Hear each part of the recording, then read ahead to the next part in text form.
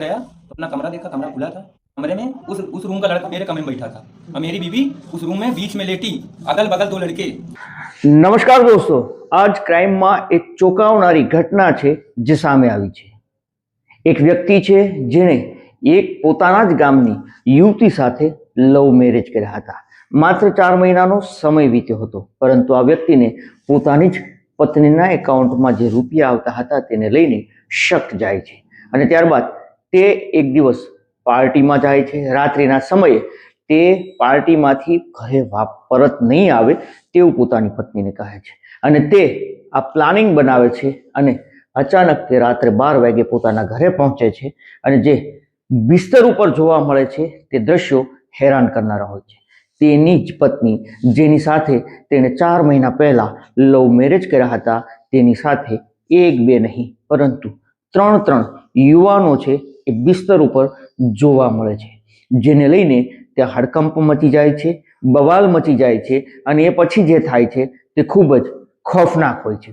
શું સમગ્ર મામલો છે, ક્યાંનો છે, કોણ છે એ યુવાન, કોણ હતી એ યુવતી, તેની સાથે 3 છોકરા કોણ હતા અને આખરે આનો અંજામ શું આવ્યો છે, આ તમામ મુદ્દે વાત કરીએ.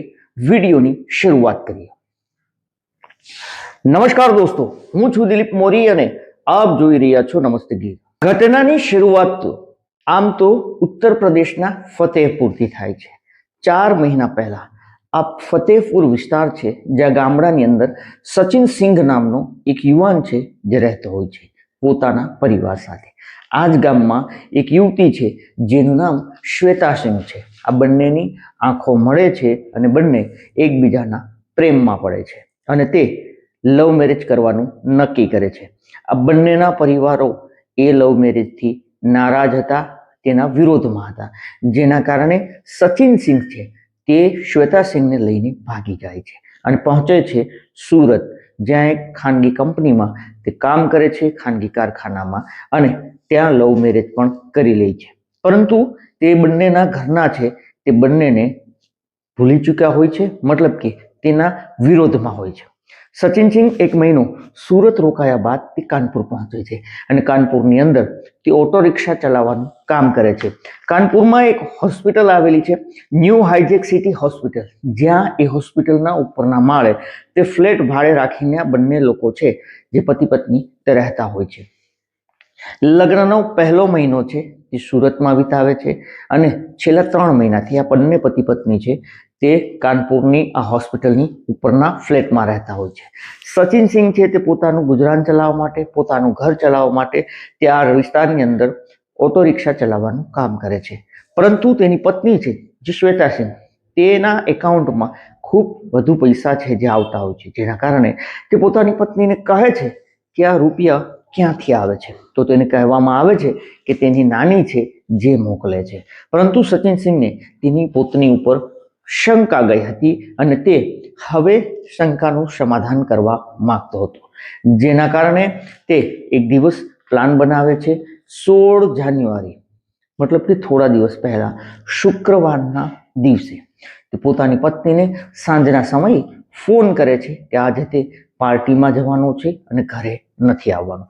તેની પત્ની પણ કહે છે કે દિવસભર હું સૂતી નથી, જેના કારણે હું થાકી ગઈ છું અને રાત્રે મને ડિસ્ટર્બ ના કરતા હું સૂઈ જઈશ. પતિ પત્ની વચ્ચે આ વાત થાય છે રાત્રિના 9 કલાકે. ત્યારબાદ સચિન સિંહ છે તે ફોન કાપે છે અને તે રાત્રિના 12 કલાકે પ્લાન મુજબ તે અચાનક એ ઘરે ત્રાટકે છે, એ ફ્લેટ ઉપર ત્રાટકે છે. એ ફ્લેટનો જે દરવાજો હતો એનો નકુચો તૂટેલો હતો, લોક તૂટેલો હતો, જેના કારણે એ દોરીથી બાંધેલો હતો. સચિન સિંહ છે તે હાથ નાખીને એ દોરી છે એ ખોલે છે અને ખોલ્યા બાદ એ જે દરવાજો ખુલે છે ને જે રૂમમાં એન્ટર થાય છે અને ત્યારબાદ જે નજારો હતો એ ખૂબ જ ચોંકાવનારો અને ખોફનાક હોય છે. એની પત્ની જે બિસ્તર ઉપર હતી એ બિસ્તર ઉપર એ જ વિસ્તારના આજુબાજુમાં રહેતા, હોસ્પિટલની બાજુમાં રહેતા 3 યુવાનો છે તે બિસ્તર ઉપર હોય છે, જેમાં 2 યુવાનો તેની પત્ની સાથે બિસ્તર ઉપર હોય છે અને એક યુવાન છે તે નોખો બેઠો હોય. એ દોડે છે યુવાન અને સચિન સિંહને રોકવાના પ્રયાસ કરે છે. બીજી તરફ સચિન સિંહ છે તે પોતાનો ફોન કાઢીને આ રેકોર્ડ કરવાના પ્રયાસ કરે છે તો તેને ધક્કો મારી દેવામાં આવે છે, તેને વિડીયો શૂટ નથી કરવા દેવામાં આવતો. ત્યારબાદ આ ત્રણેય યુવાનો સચિન સિંહ ઉપર તૂટી પડે છે, તેને મારે છે. તેની પત્ની છે એ કહે છે કે આને હવે મારો નહીતર બખેડો થઈ જશે, જેના કારણે આ યુવાનો તેના ઉપર બેરહેમીપૂર્વક તૂટી પડે છે. નજીકના વિસ્તારમાં આ અવાજ સંભળાય છે અને પાડોશી યુવાન છે તે જાગી જાય છે અને મહિલાઓ જાગી જાય છે, જે 100 નંબર ઉપર ડાયલ કરે છે અને ત્યાં પોલીસ પહોંચે છે. પોલીસ જ્યારે પહોંચે છે ત્યારે આ 3 યુવાનો હતા તેને અરેસ્ટ કરી લેવામાં આવે છે. સચિન સિંહ અને તેની પત્નીને પોલીસ સમજાવે છે કે હવે ઝઘડો ના કરતા અને પોલીસ આ 3 યુવાનોને લઈને રવાના થઈ જાય છે. પરંતુ ત્યારબાદ જે થાય છે તે ખૂબ જ ચોંકાવનારું, ખૂબ જ ભયાનક અને ખૂબ જ ખોફનાક જોવા મળે છે. સચિન સિંહ અચાનક થોડા કલાકો બાદ સવારે પોલીસ સ્ટેશન હાજર થાય છે, પોલીસ સમક્ષ સરેન્ડર કરે છે અને તે જે કહાની પોલીસ જ્યારે આ યુવાનોને લઈ ગઈ ત્યારબાદ જે થયું છે રાત્રે એ ખૂબ જ ખોફનાક હતું. સચિન સિંહ કહે છે કે પોલીસ જ્યારે એ સલાહ આપીને ગઈ કે ઝઘડો ના કરતા, આ સમયે જ્યારે આ યુવાનોને લઈ ગયા ત્યારે તેની જ પત્નીએ કીધું કે આ ત્રણેયને હું સવારે છોડાવી લઈશ, પણ તને હવે નહીં મૂકું, હું તને ફસાવી દઈશ. સચિન સિંહનું કહેવું હતું કે જ્યારે ઠંડીના દિવસોની અંદર મેં સ્વેટર છે એ પણ પૈસા નહોતા તો મારા માટે નહોતું લીધું, પરંતુ મારી પત્નીને ઠંડી ન લાગે એ માટે સ્વેટર પણ એના માટે લીધું. હું તેને દિલ જાનથી લવ કરતો હતો, પરંતુ તેણે જે શબ્દ કીધા આ બધું જ વસ્તુ થઈ પછી તેનું કહેવું હતું કે હું ત્રણેયને છોડાવી લઈશ પણ તને નહીં છોડું, તને ફસાવી દઈશ. મને ગુસ્સો આવે છે અને ગુસ્સો આવ્યા બાદ મેં તેનું ગળું છે જે દબાવી દીધું છે અને એ ગુસ્સામાં એ મોતને ભેટી છે. ત્યારબાદ મેં બિસ્તર ઉપર જે ઓઢવાનું હતું તેમાં તેને ઉપર ઓઢાડી દીધું છે. હું 2-3 કલાક ભાગી ચૂક્યો હતો અને મને વિચાર આવ્યો કે આ મારી સાથે ભાગીને આવી હતી, ન તો મારા ઘરનાને મારા ઉપર કંઈ છે, ન તો આમના પરિવારજનો તેમને શોધવા આવશે. જેના કારણે સચિન સિંહ પોલીસ સમક્ષ હાજર થાય છે અને આ ખોફનાક જે રાત્રે ઘટના બની છે તેનું સ્ટેટમેન્ટ છે તે જાતે જ આપે છે કે તેણે જ પોતાની પત્નીને મોતને ઘાટ ઉતારી છે. તો કંઈક આવી જ ઘટના છે તે કાનપુરની અંદર બની છે.